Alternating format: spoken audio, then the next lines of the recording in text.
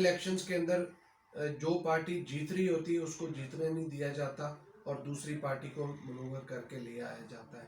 تو لہٰذا اس کے اندر جو انڈیا کا ماڈل ہے 3 الیکشن کمیشن ہوتے ہیں, ایک system of check and balance ہے.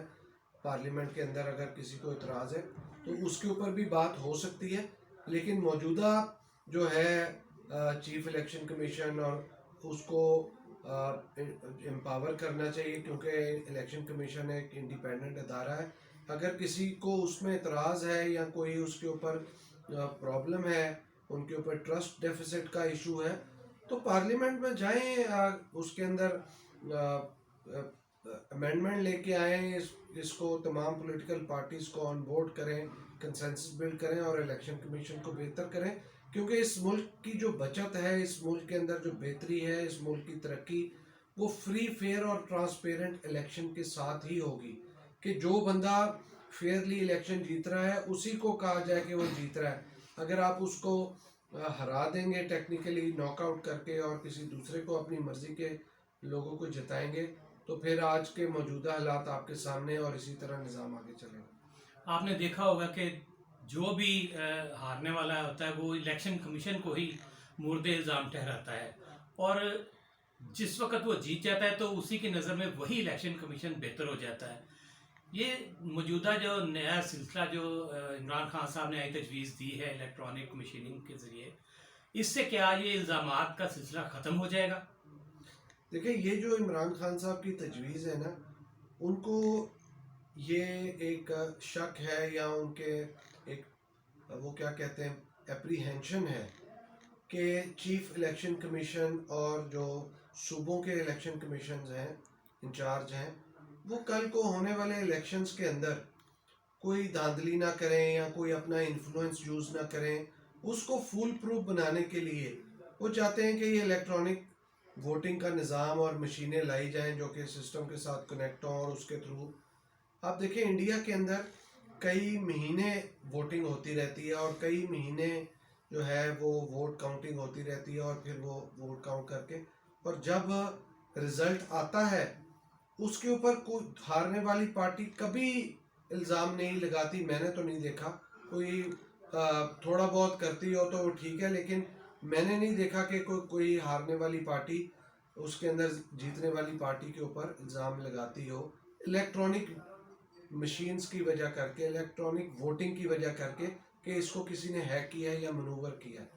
تو یہاں پہ بھی یہ جو امپلیمنٹ کرنا چاہ رہے ہیں, یہ بیسیکلی ان کو پتا کہ چیف الیکشن کمیشن کو ہم ہٹا نہیں سکتے کیونکہ یہ کانسٹیٹیوشنل پوزیشن ہے.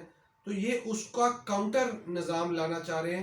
جب ان کو لگ رہا ہے کہ وہ چیز نہیں ہو سکے گی تو اس کو لا کے شاید ہم کوئی چیز کے اندر بہتری کریں. ملک کی تو بہتری ہے, لیکن یہ میں سمجھتا ہوں کہ یہ اپنی بچت اور اپنے آئندہ آنے کے لیے طریقہ کار طے کر رہے ہیں. آپ نے دیکھا ہوگا کہ ابھی حال ہی میں الیکشن کمیشن نے جو سینٹ کے الیکشن کروائے, اس میں بھی الیکشن کمیشن پہ بہت اعتراضات کیے گئے, اور ڈسکا کے الیکشن کے حوالے سے بھی حکومت نے الیکشن کمیشن پہ الزامات لگائے. نہ صرف الزامات لگائے بلکہ حکومتی وزراء نے تو الیکشن کمیشن پورے کے پورے کو مستعفی ہونے کا مطالبہ کر دیا. تو یہ وہی الیکشن کمیشن ہے جو 2018 میں جب اس نے الیکشن کروائے تھے, یا فارن فنڈنگ کیس کا حوالہ جب آیا تھا, تو اس وقت عمران خان کے حوالے سے جو فیصلے ہوئے تھے وہ ان کے حق میں تھے, اور اسی الیکشن کمیشن کو بہتر ترین قرار دیا گیا تھا. اب اس کو برا کیوں کہا جا رہا ہے؟ دیکھیں, یہ جو موجودہ چیف الیکشن کمشنر ہیں, ان کو عمران خان صاحب نے خود اپوائنٹ کیا ہے اور ایک کنسنسس کے ساتھ مشورہ کر کے ان کو لگایا گیا ہے, اور اس میں عمران خان صاحب کی اپنی اپریہینشن ان کو لگانے میں زیادہ تھی, اپنا ان کی جو مرضی تھی وہ زیادہ شامل تھی.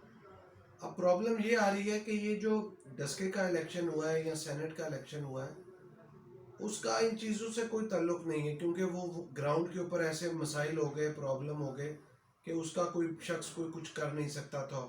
تو عمران خان صاحب کو لگ رہا ہے کہ جیسے یہ الیکشن کمیشن ان کی بات نہیں سن رہا, کیونکہ پچھلی جتنی بھی حکومتیں ہیں جب وہ پاور میں رہتی ہیں تو وہ الیکشن کمیشن کے اوپر انفلوئنس کرتی ہیں اور اپنی مرضی سے معاملات کو طے کرواتی ہیں.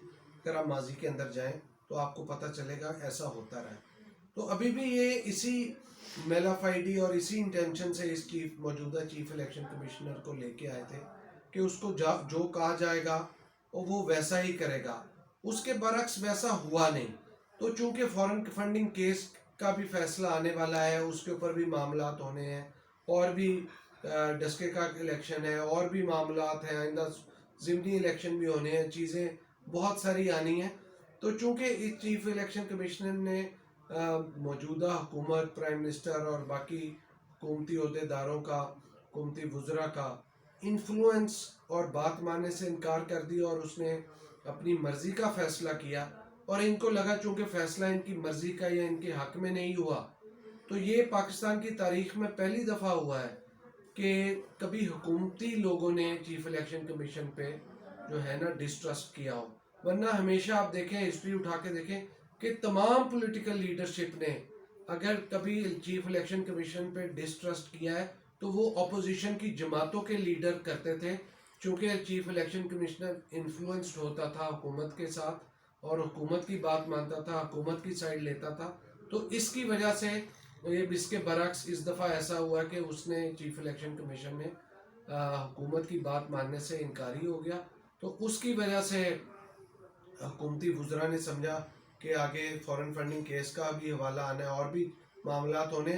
انہوں نے کہا آج سے ہی شور مچانا شروع کر دیا جائے کہ یہ چیف الیکشن کمیشن نیوٹرل نہیں ہے اور معاملہ, حالانکہ یہ اس کو بڑی مرضی سے خان صاحب اپنی مرضی سے لے کے آئے اور بڑی خوش دلی کے ساتھ لے کے آئے. اور ایک مہینہ پہلے بھی انہوں نے جو ہے ایک نجی چینل کے ٹاک شو میں ایک اینکر کو انٹرویو دیتے ہوئے ایک مہینہ پہلے چیف الیکشن کمیشن کے اوپر پورا اعتماد کا اظہار کیا تھا.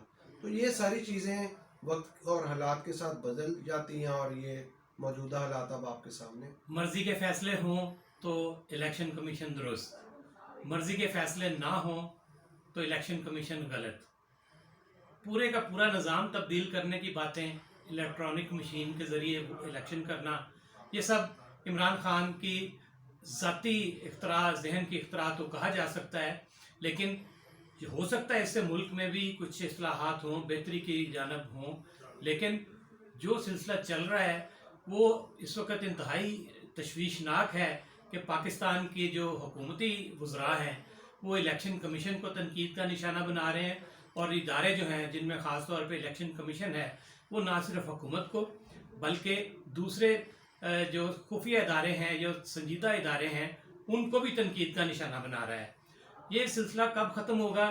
یقینی طور پہ ایسے حالات بنانے چاہیے کہ ہر قسم کا جو ادارہ, تمام ادارے جو ہیں وہ شفافیت کے ساتھ کام کریں. خاص طور پہ الیکشن کمیشن مکمل طور پہ آزاد ہونا چاہیے اور شفاف طریقے سے الیکشن کرنا چاہیے. علی بدر صاحب, آپ کا بہت بہت شکریہ. تھینک یو خالد صاحب, آپ کا بھی بہت شکریہ ٹائم نکالنے کا اور مجھے بلانے کا.